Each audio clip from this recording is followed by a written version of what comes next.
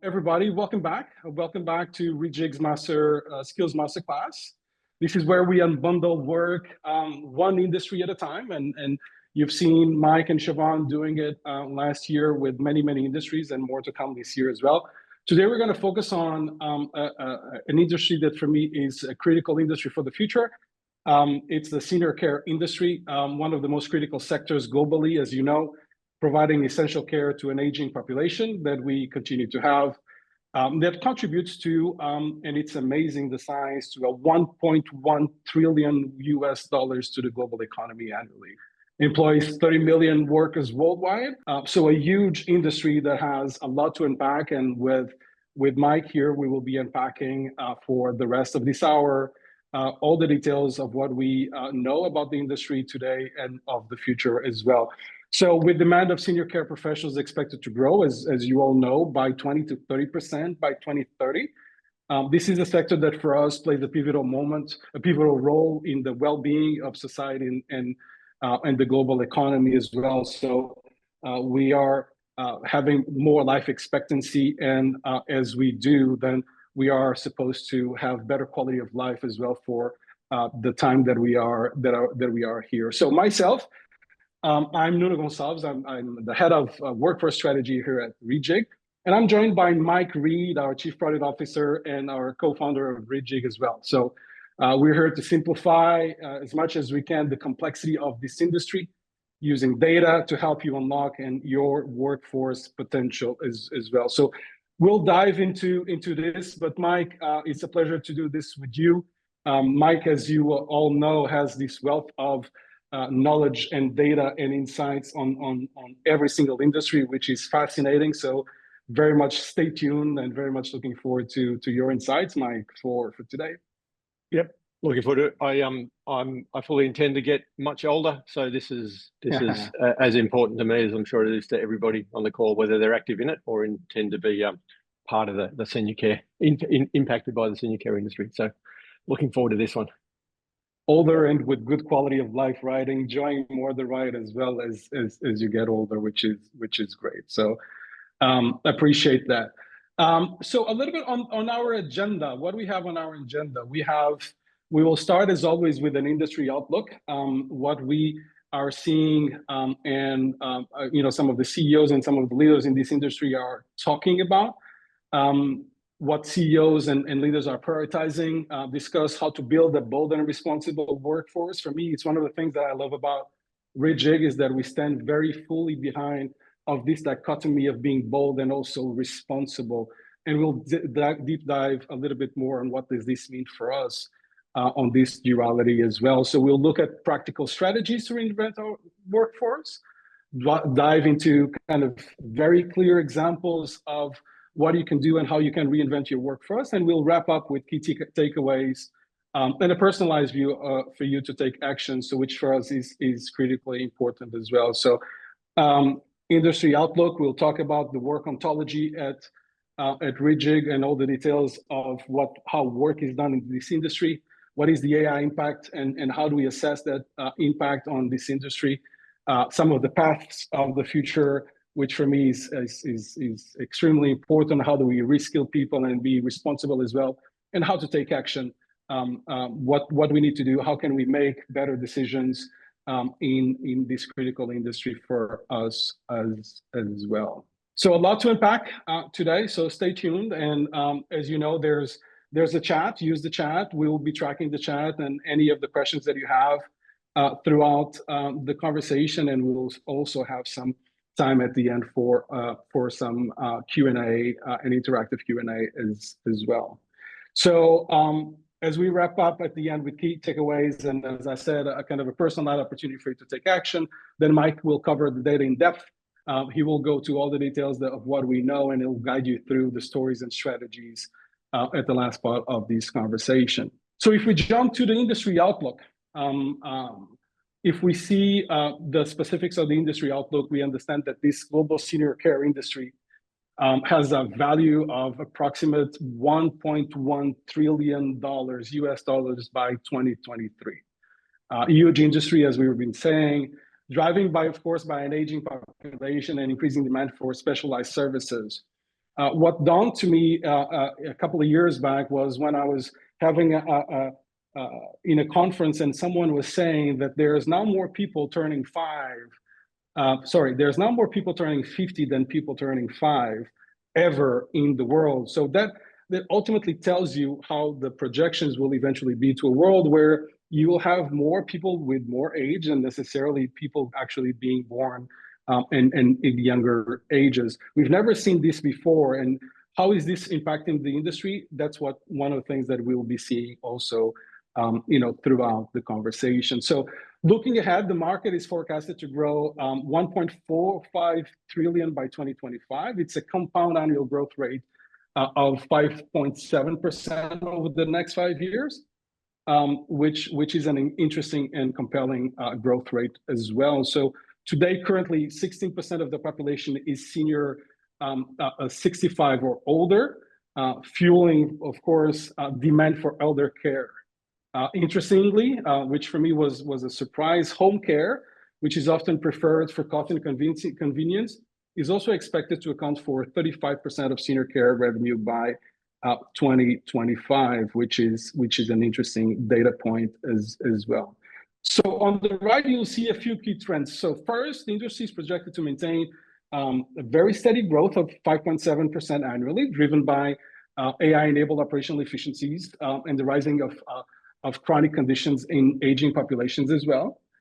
And second, the use of AI in patient monitoring and robotics in care facilities has grown by 20% year over year, significantly optimizing workforce efficiency and improving patient outcomes. I had the pleasure of working on the pharmaceutical industry on devices, and I know that this is an important piece for any of the companies that are in this senior care industry, the ability to accelerate and improve everything related to diagnostics as well, and care ultimately at a broader for everybody, one way or the other. So these numbers reflect not only the scale of the industry, but also the critical role that technology is playing, as we shape the future. It's exactly the same thing, and you would say for every single industry, but for me specifically, everything around pharmaceuticals and care and healthcare, in this case, senior care,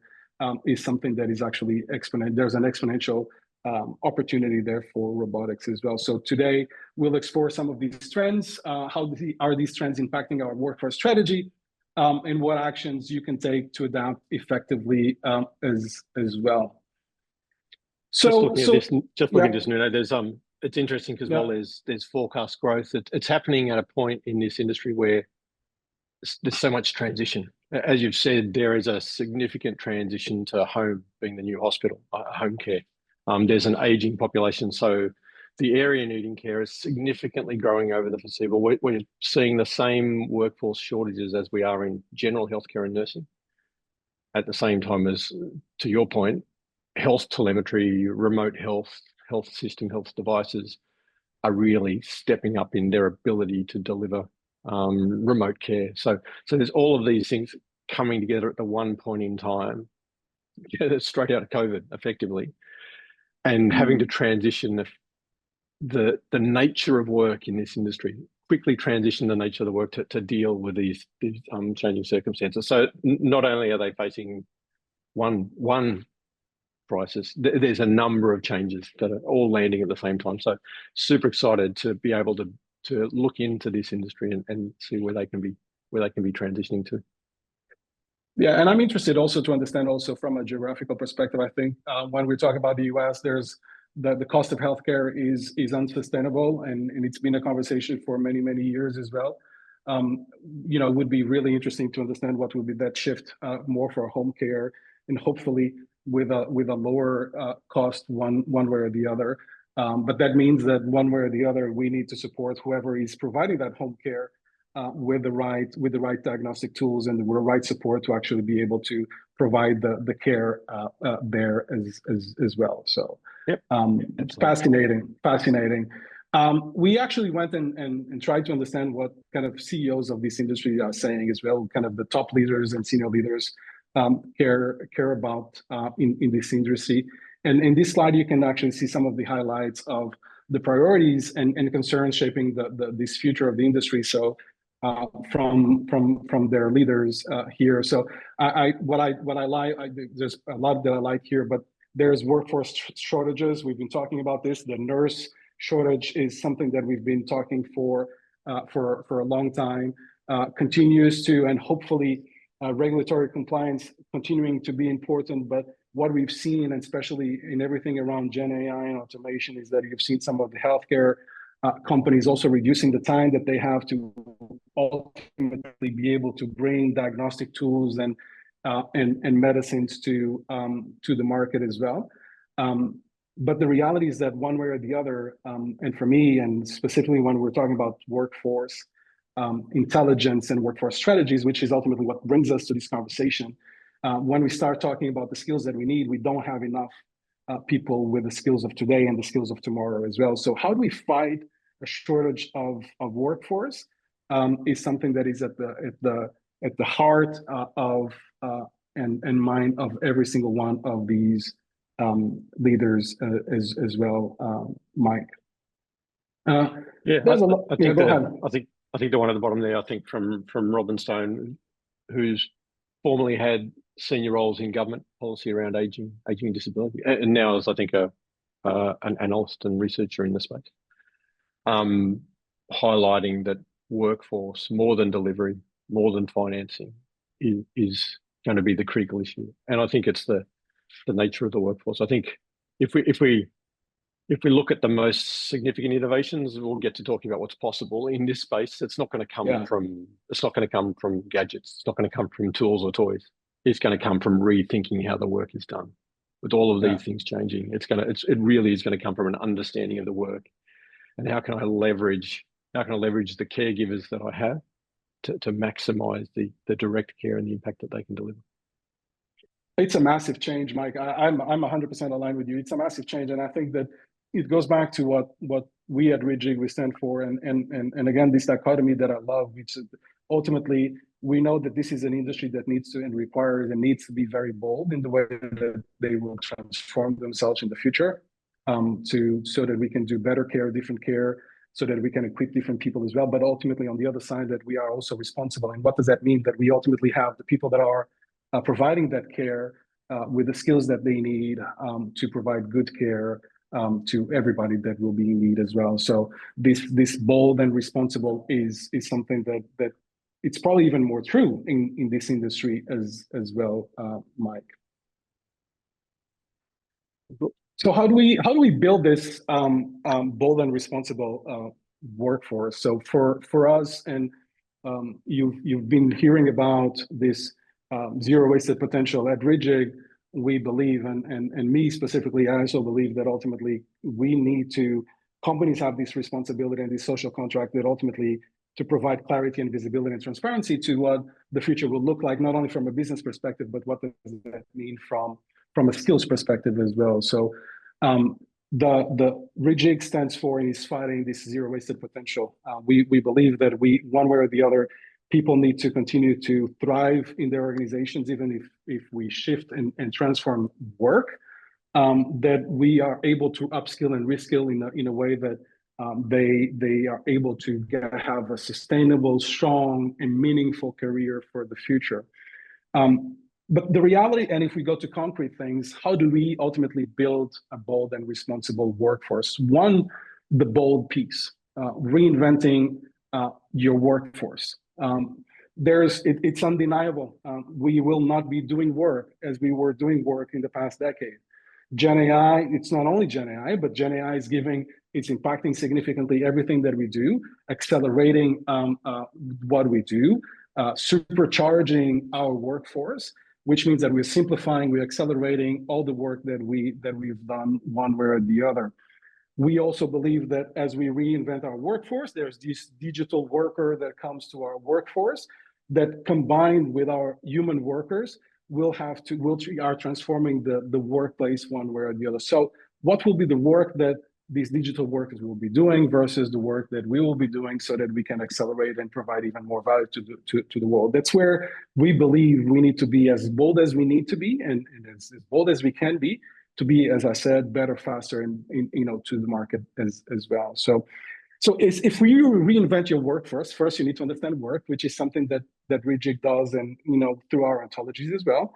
Once you transform and understand, okay, this is the work that we're going to do, then we also need to then say, okay, if this is the work that we're going to do, what will be the impact on the worker, right? So what are the tasks and the work that the people and that the workers will be doing, and those that they will not be doing, and what are ultimately the impacts on the skills that they need. So you reinvent the work, you create clarity of what you will stop doing and what you will start doing. Then you move this and you bring the workers to work, and then you understand the impact on their day-to-day life, and also on the skills that we will need one way or the other. So you'll start to see that between the workforce that you have today and the workforce that you'll have tomorrow, you'll start having the visibility of what are the skills that you'll need, and therefore the ability to retain your talent and then reskill your talent. So reinvent your workforce, understand what the future would look like, bring together work and worker, understand the gaps of what you have from a skills perspective, and invest in upskilling and reskilling your workforce into the future that they will need, in a more sustainable careers as well. So those three phases critically important for us. What we also need to and you've heard Siobhan and Mike talk about the work ontology. And the work ontology, and Reejig has 23 different industry-specific work ontologies. We detail jobs, tasks, and skills. The beautiful insight that Mike and the team had a couple of years ago is that ultimately what gets automated is the work, are the tasks. The jobs, the work has tasks. AI automates the tasks. The tasks need skills, and people have skills. So while we've all been very focused on the skills, we've always forgot the impact that work has on the skills as well. So that's why I think Reejig is so different, is that ultimately we bring the clarity of work. We help companies transform the work. We understand what are the shifts from the task. We understand what are the shifts for the skills, and therefore we bring clarity to what the future will be from a work perspective, and what the future will be from a skills perspective as well.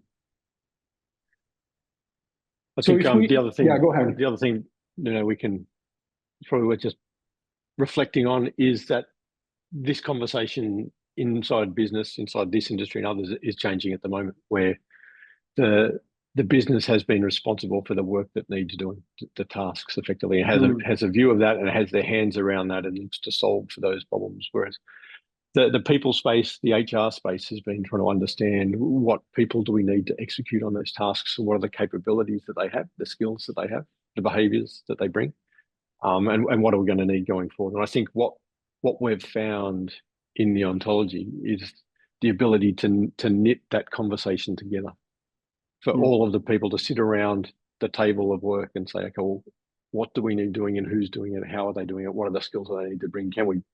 Can we free up for a resource that's constrained? Can we free up some of their capacity by moving some of those tasks, which have just always been in their lap, move them to another task with different capabilities, so that we're freeing up, for example, direct care. I think this language simplifies, I think, for the first time in a long time, that it's a collaborative effort across the organization to understand and execute on the work. And I think moving away from trying to convince an organization about a skills based in isolation, to reflect that skills and tasks are part of the puzzle that's going to deliver the best outcomes. Mike, I think we're having a few conversations even earlier this week and last week in New York, when I joined you guys there, around the exactly this, is that ultimately what the ontology brings is a common language to everybody, that everybody understands. I've been in 25 years in the industry, and most of the times when we start talking about skills, it's something that the business doesn't necessarily understand. And in fairness, I don't think that it's something that necessarily that HR and all HR actually understands, right?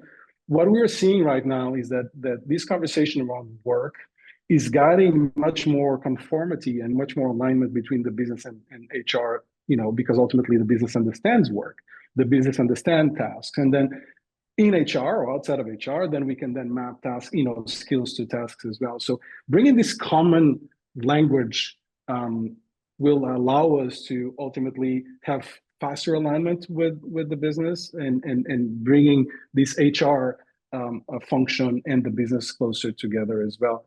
One of them, speaking with an analyst last week, as we were explaining what Reejig does and how Reejig is a differentiator and what is the impact of the work ontology and so on and so forth, a great insight coming out of it was that, but hold on, but then you're bringing also not only a common language, but also a common data set.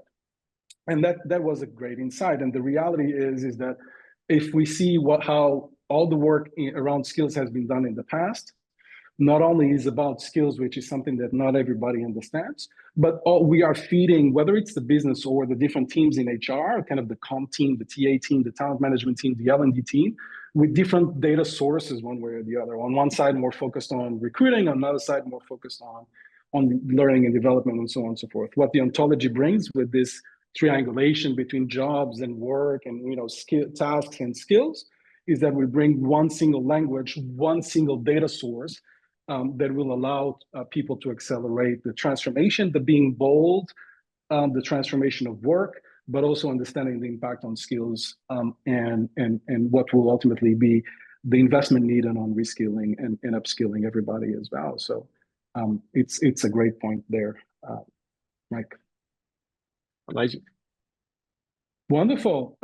So if we actually double click on the work ontology, and this is where this work ontology comes in, right? As we map, the ontology helps you map your entire job architecture, because we actually, and as I said, we triangulate and we provide for every single industry all the jobs that exist in that industry. We provide details of all the tasks that exist in those jobs. We provide detail of the skills that exist on every single one of those jobs. And because we go to what I like to call the unit of work, we go to the detail of the task, we are able to start inferring and understanding task by task, what is the exposure that every single one of those tasks has, for example, to AI and to automation and to robotics and so on and so forth. So if we think about it, so if we actually are able to see job by job, all the tasks and all the skills, if we understand task by task, what is the AI potential, and ultimately, if we understand that at a role level, we understand that at a functional level, at a company level, we are able to start giving you intelligence that I don't think anyone has had in the past. Understanding what is the exposure of your roles to automation and robotics, understanding what, if you ultimately act on that automation. In this case, what you can see here is a project manager example. You can see an AI potential by task, but an aggregated AI potential of 31%, for example.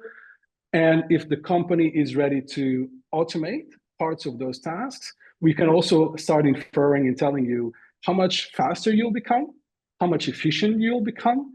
And again, because we see task by task, once we aggregate the information, we start understanding what tasks are being done in multiple roles as well. So see the power of this is that ultimately you're able then to start reducing duplication and reducing bloat, as Siobhan typically says.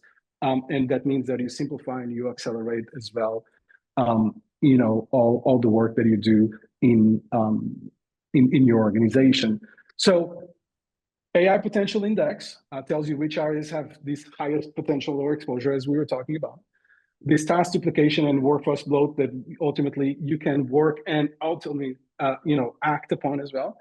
And we start giving you also what is the kind of your return of investment and the timeline. So if ultimately you're able to, and you're ready, because there is also a maturity question here, if you're ready to automate some of those tasks, what could be your return of investment and your timelines as well?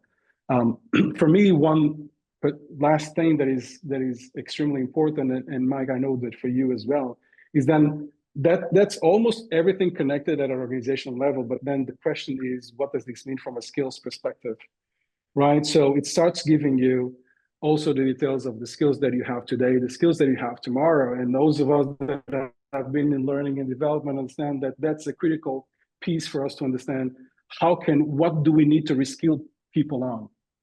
Where? How much do we need to invest as well? And that's Mike. point, any comments on this one? Yeah, go ahead. Yeah, I was just going to say that's linked directly to the understanding of tasks as well, because as we're changing the nature of work, you're not doing the same thing tomorrow as you're doing today. So you might be using a new technology. Well, it may be similar. You may be stepping up and managing a technology to do the work that you used to do, managing an AI agent to do the work that you used to do. That's a same outcomes delivered, but there's a net new task here. So it's understanding how your current set of skills can be upskilled or can be transitioned or are adjacent to those skills that we'll need in order to successfully execute on the new ways of working. So I think it's just this knitting together of what is the work that we're doing now, but how does that become the work of the future, the work that we're heading to, and what is the transition of skills that we need? And this isn't particularly in senior care, this isn't a strategy. This is critically imperative to be able to deliver this care. There's none of the, like, we'll talk about some administration roles, we'll talk about some frontline roles, we'll talk about some back of house diagnostic roles. There's no role in senior care that isn't directly critical to patient outcomes. So I think as we're thinking about this, reskilling isn't just a thing that we have to do to get ready for the future. It's a thing that we have to do to get ready for everybody's future. Yeah, and you said in the beginning of the conversation that, listen, we are very much ready to become, to stay here many years and become older and have better quality of life as well. But on the other side, I also think about, once I leave the workforce, kind of, my kids as well, right? And I have the confidence to actually start steering my kids in the skills that they will need, and ultimately that they will have the skills that will be needed in the future. I think what is more, I've been working in succession planning and reskilling for many years, and one of the things that is scary is that what if you don't know? What if you actually are helping people steer their career, and you do not know what are the jobs that will be sustainable, meaning that that will exist in the future? If you don't know that, then you will most likely be pushing people to jobs that will be obsolete. And you'll be pushing people to actually invest in skills that they will not need tomorrow as well. So imagine a scenario, which is a crazy scenario, where as an HR person, as a business person, as a coach, as a mentor, you actually push people to a job that today is actually a job that a company needs, but without knowing that in 12 or 18 months, most of that job will be automated, and maybe that person might be without a job. So that's the part of responsibility that I think is absolutely critical. And I believe that Reejig, with the ontology that we bring and with the intelligence that we bring, are able to act upon and ultimately steer to sustainable careers, which is something that is really important also from as well. Yeah, I mean, this is all a snapshot, and the ground will continue to move and move faster. We're going to be honest. So what we're looking at now, for example, is a snapshot of the end of 2024 and the start of 2025. And I know that I talk about some technologies in here around workflow and process automation that are delivering huge amounts of value and transforming work today that I don't believe will exist or deliver the same value at the end of this year or the start of next year. I feel that as we transition to AI agents, the opportunity there is to bring up intelligent workflows rather than just automated workflows. So I think we can't completely solve for that, but we can identify, and this is our bias is towards action. What can I do right now in order to move everybody towards a more sustainable, more meaningful career, more meaningful work, and delivering the outcomes that the organization needs, so that it says on the t-shirt, right, zero wasted potential for the individuals involved, for the businesses that are using them to deliver outcomes, and for society in general. So I think there's the risk of being paralyzed as in areas of uncertainty, but I think our DNA is bias for action, and I think we can help and we can see in the right now moment what the next step could be, while we're keeping a view of what the longer term direction of sustainable and meaningful careers look like. 100%. 100% aligned with you, and I think it's a fundamental value an emotional connection that I have with that, exactly that sustainability for everybody in the future. So thank you for that transition. Why don't we then go more in specific to this senior care workforce composition? So if we take a closer look to this, and how is it involving the integration of AI and automation? So as you can see, 30% workforce is made up with direct care roles, which I think is very unusual as well. So we have, like it's like personal care workers, nurses. We are at the front of providing care to patients, right? These roles are critical, but also very much labor intensive. I personally believe that also ultimately requires a certain type of people, someone that is driven to care about the others, which is kind of almost like a personality trait as well. And ultimately, those are roles that are a priority for support and optimization throughout technology. So how can we help those direct care roles actually? How can we supercharge those people that are having those roles so that they can do better, sometimes faster, but certainly better, and in the work that they do, and supported by whether it's kind of automation or robotics, one way or the other. 15% of the workforce, is around, as you were saying, kind of administrative and back office staff, more kind of on the management, and I would assume probably more in some countries than others, handling tasks like billing and scheduling and records management and so on and so forth. That are likely roles that have highest potential of automation as well, right? So typically repetitive, high volume roles, repetitive, very production oriented, with 30 to 50% of their workflows being automatable one way or the other. This means we can significantly reduce manual process, which ultimately means we save time, we save costs, and hopefully we steer some of those people to other jobs and less repetitive jobs as well. And as we do that, we increase the experience, we increase the precision and the accuracy of everything that needs to be done in these roles as well. So finally, 10% of the workforce consists more on kind of tech savvy roles, because there's, as we've been talking about, there's a lot of technology also coming into this industry. There's especially because of this home care, these telehealth coordinators and assistant care specialists that are becoming bigger and bigger as an industry as well. And it's roles that are growing at a rapid pace of roughly 15 to 20% annually as well. So these are roles that, as this industry, and again, likely differences country by country, but as this industry adopts advanced technology to meet kind of higher demands and new diseases of ultimately a population and that stays older and lives longer, they shift and put additional pressure on the technology that ultimately we will require for the future as well. So that's what we're seeing. We're seeing a workforce shift, AI and automation that are, as we always say, they are not replacing human workers, but are actually supercharging, are enhancing, are supercharging these workers with their ability to focus on what matters most, which is ultimately patient care.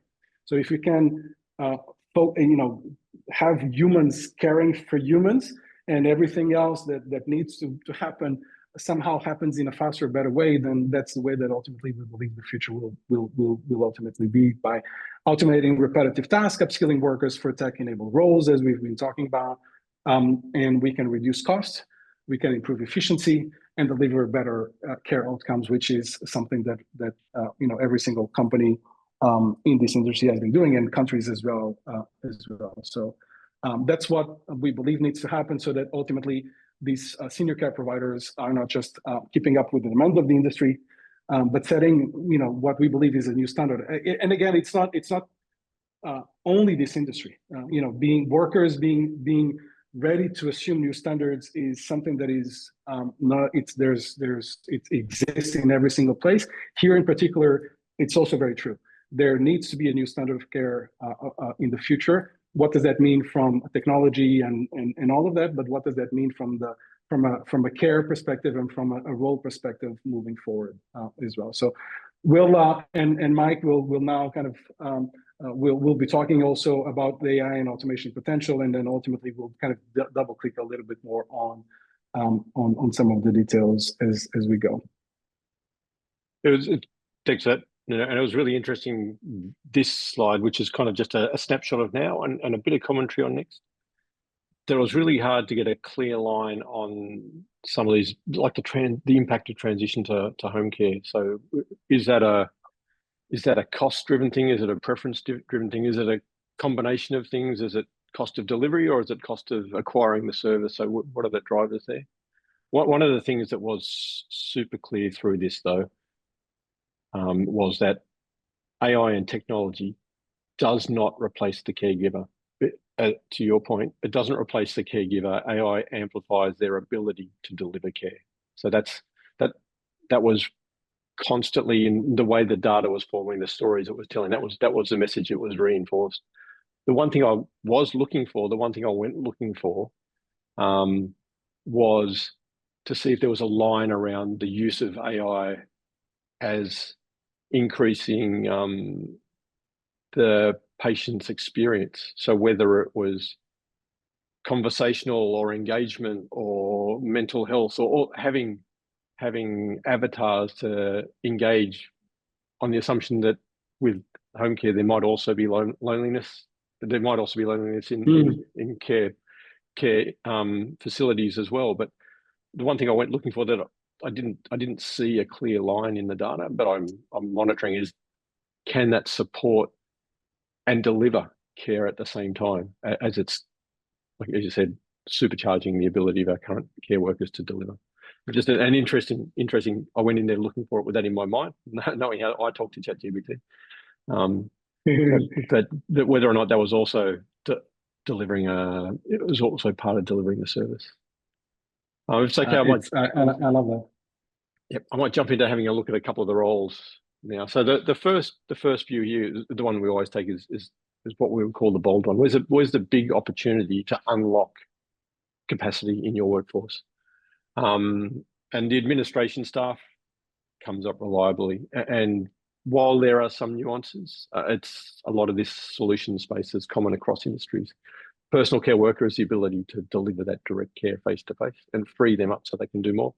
And then there's the value around diagnostic professionals. This is quite similar to what we saw when we were looking at healthcare.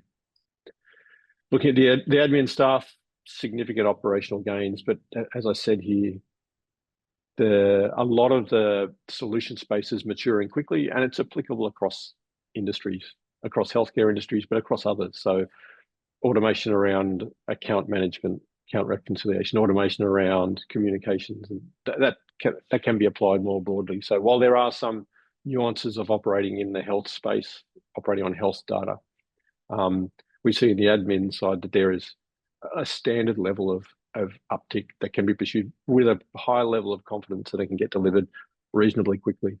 This is one of the areas, given what we have seen as cost pressures, that it's likely that the size of this element of the workforce could decrease as those, even though the requirements for senior care are increasing, this element could decrease as those jobs are being more and more delivered by intelligence or automation. And I think it's probably just worth making the point there. As I said, this is the end of 2024, start of 2025 use. So RPA, process automation, is a very successful way of doing some heavy lifting on delivering workflows. I am seeing, and I believe this will transition to intelligent workflows where the completeness of thought for the definition of the workflow and the options doesn't need to be done, that there are agents in place that can do this lifting for us. The maturity around that, I think, is still to be proven. So I wouldn't be bringing that into the purview at the moment, but I'm expecting that to change. If I look at what's possible for the personal care workers, for the people who are delivering direct care, we know the demand is increasing, both in the size of the population that's requiring care and the way that they're requiring care, as I said, home versus in facility. but also the scale of care that they're requiring. So I know that in some jurisdictions, in some geographies, they're increasing the mandated requirements for delivery of care. So it's not like there's an opportunity for an individual to handle more people and do things the same way, because that's less minutes. They are required to deliver both more minutes, but also do more people. So the only way of delivering that is to help us find ways to reduce the non-direct care aspects, which can be between 50 and 70% of their workload can be non-direct care. So removing that allows us to double or potentially triple the size of the workforce that's capable of delivering that. So the efficiencies are there, a combination of technology and remote healthcare monitoring and health telemetry, but also intelligence around scheduling. How do I get to my patients? How do I do the administration that supports the direct care? And that is the adoption of a reasonable amount of tooling around that role. There's across this workforce, there's also and again, it differs across geographies, but there's a general need to uplift the amount of digital literacy that will allow them to take advantage of the tooling that they'll need to be successful and deliver more direct care minutes. And the other one where there's a real opportunity is around the diagnostics, and this is similar with healthcare, where I think we've seen the ability to diagnose any number of analytics or any number of health reporting and provide not a diagnosis, but recommendations to be considered. So human in the loop. We've still got the right people who are making the decision, but removing the time required to perform that analysis and giving them a head start, and often with a higher level of repeatable accuracy. So I think, again, with an aging workforce, with increased expectation around chronic illness needing to get more and more diagnosis, the expectation is that demand for this workforce will increase and the load will increase. So this workforce will increase at the same time as needing to be much more productive.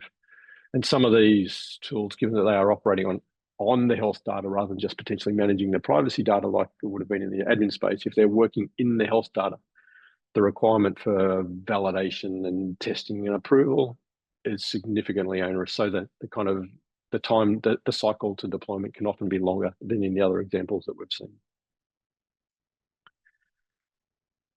So not all things are created equal. We have a couple of metrics that we use to help our customers think about prioritization. So we can chase every shiny toy we see in the shop, or we can invest our effort and our capital with expectations of the highest likelihood of success and the most rapid return. So some of the metrics we use there are the AI Potential Index, which is a combination of the potential AI or the potential automation advantage through some of these technologies. It's measured against what the current standard or current maturity is in an industry or an organization specifically to tell us what the actual uplift is. And then it's risk adjusted for how mature is that technology. So I think as an example, I would have said that most process automation tools are getting more and more mature and can do a lot of the lifting there. So a reasonably high expectation that you will achieve value out of those tools. AI agents and intelligent workflows, I think, are very early in their process. So while they could deliver an even greater level of benefit, I think for this moment in time, that's got to be weighed against the risk and the maturity. So we're not going to pick a solution, but we're looking for the maturity of the solution space so that we can help advise our customers where they can expect a likely success. But then also, how long is it going to be until they see the benefits that they're anticipating? So that difference between current state and potential improvement, how long does it take to get to that place? And that's the time for benefits realization. So when we're combining those with operational efficiencies, it is those much more mature and much easier to deliver administrative task changes or the overlay for existing diagnostics that are going to deliver the quickest benefits in those spaces. I do think that there's the opportunity, though, to look more broadly and focus on the direct care space. To make and Mike, as you're saying it's 15% of if we go back to what we were saying before, it's admin roles account for 15% of the entire workforce of this industry, right? So if we're starting to see 78, 80% kind of automation or 2.7 kind of potential indexes, which is a very high potential index to gain 78% of operational efficiency, This will likely mean that most of the organizations that are in this space will take this opportunity and actually automate these roles, which means that those that don't that will ultimately be more expensive, be slower, and lose their market share one way or the other. So if they ultimately do, this means that there is a significant amount of people that will have to be reskilled, that have transferable skills, and that we have then a responsibility to actually shift them to roles and reskilling and upskilling them to roles that will not have necessarily as much exposure as you see here, right? So that's the thing that companies one way or the other need to understand. If you don't actually act on work, transform the work, others will do it for you, and you will lose your market share, and ultimately means that you'll probably be on not making the best decisions moving forward, because you'll be focusing in the losses of financial losses that you'll have in the future as well. Yeah, really good point. Really good point. I think in other areas like finance or marketing or manufacturing, it may be about competitive advantage. I feel, as with healthcare and senior care, because of the oncoming increase in demand, I think this is about remaining able to keep your business functioning, to be able to deliver the service. So I think in other areas it may differentiate you and make you either more profitable or set the new benchmark. But I think in healthcare and senior care, these processes are going to be essential to be able to manage the scheduling and the delivery of care. I'm conscious of time, and I knew that this was one that I was going to get caught up in, because it's something that it's easy to get emotional about. If looking at the responsible side of the equation, so the bold is, what can we do to shift the dial on roles and their ability to deliver value? The responsible side of that is, well, what roles are likely to be impacted, and what can we do about charting a path for those roles to a sustainable and a meaningful career? And the three that we'll focus on here are the same three.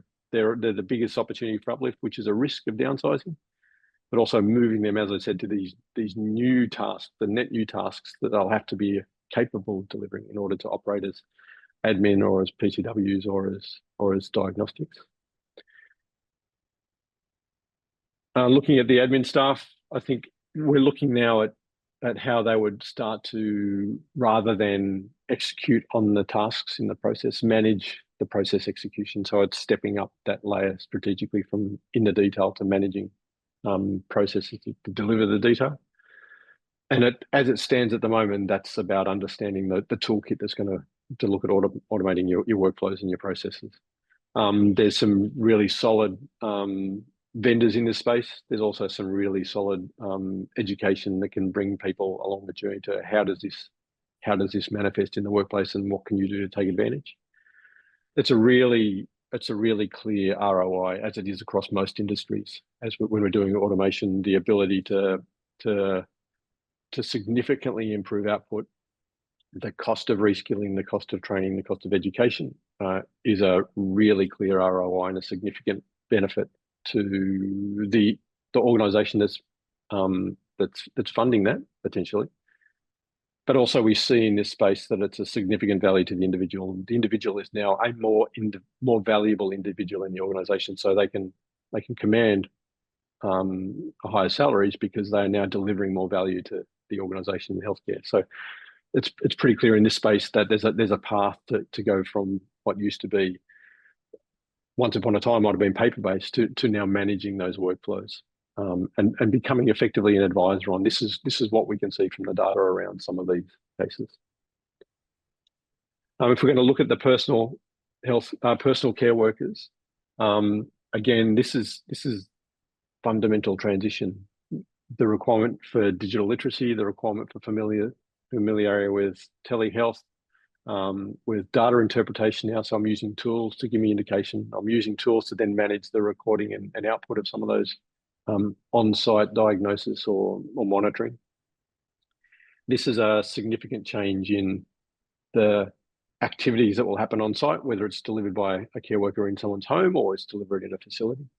The need to be aware of how these tools are used to deliver the same or a higher level of outcome in a different way is critical.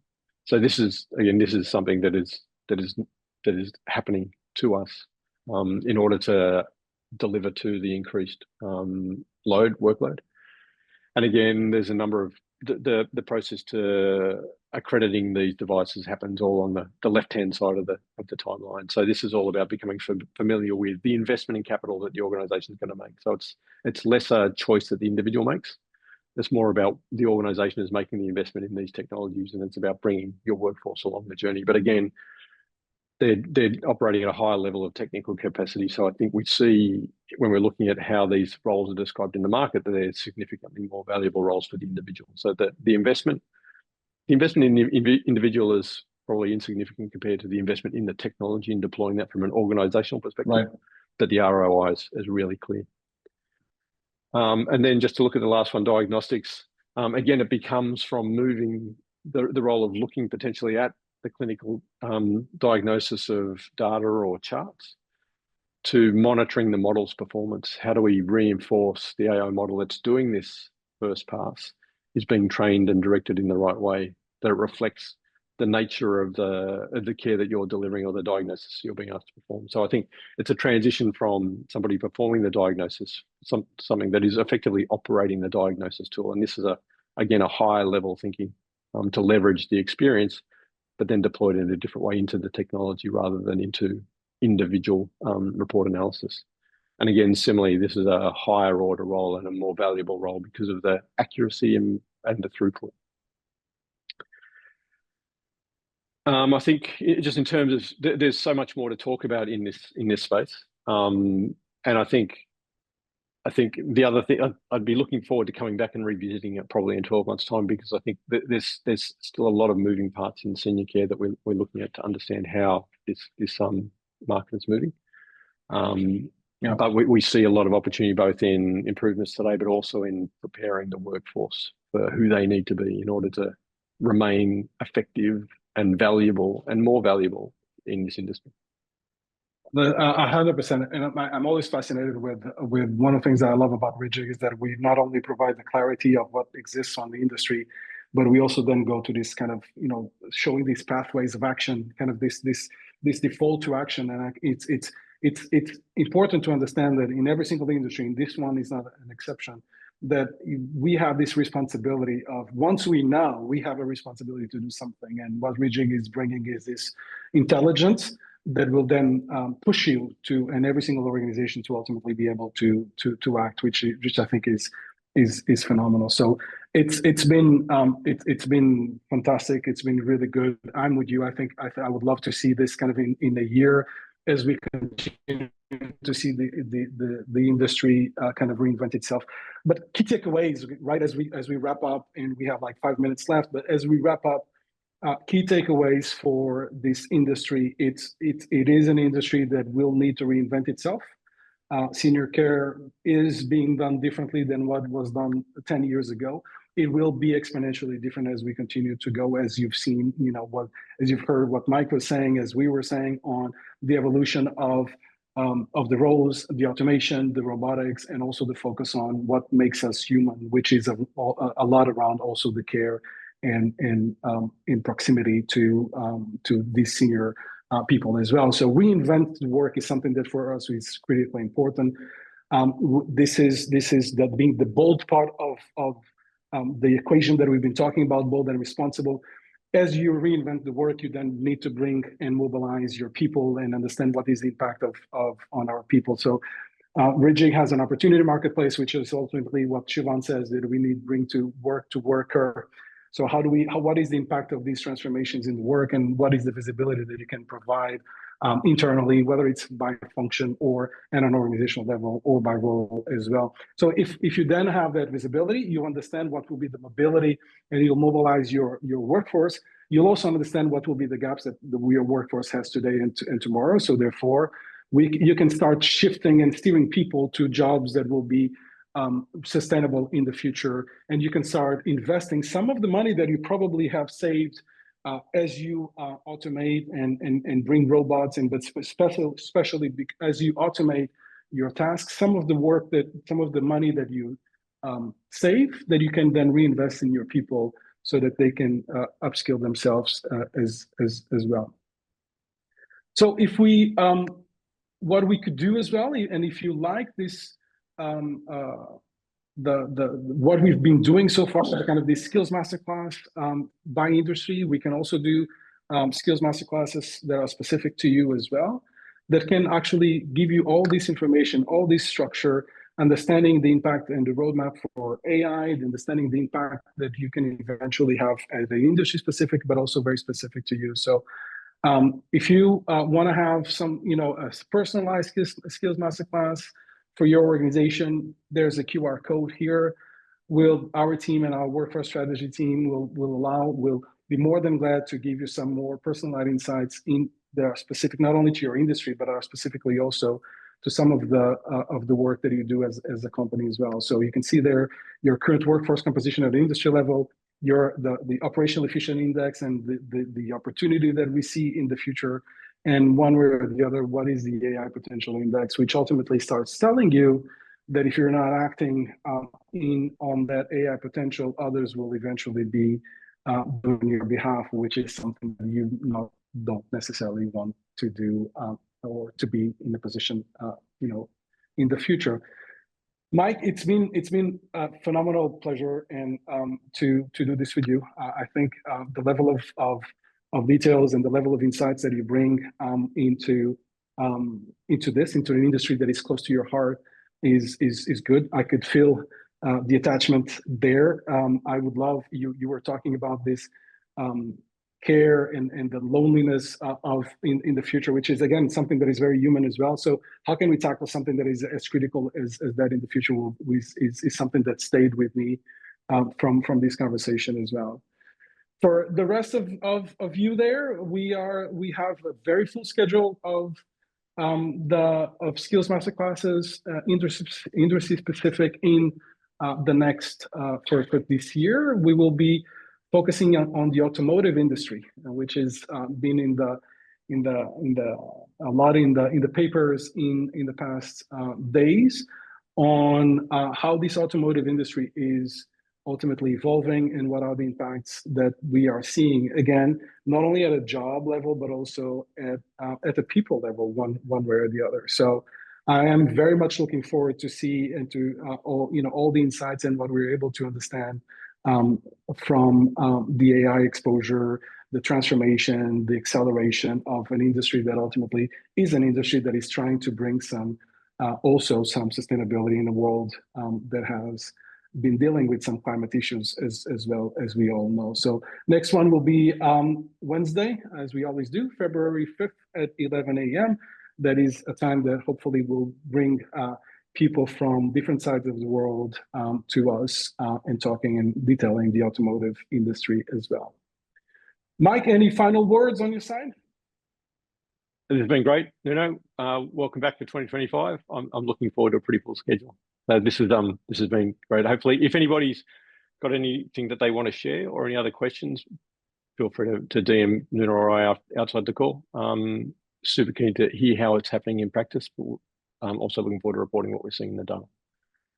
Just reach Thanks out. for your time, everyone. Thank you so much. Thank you, Mike.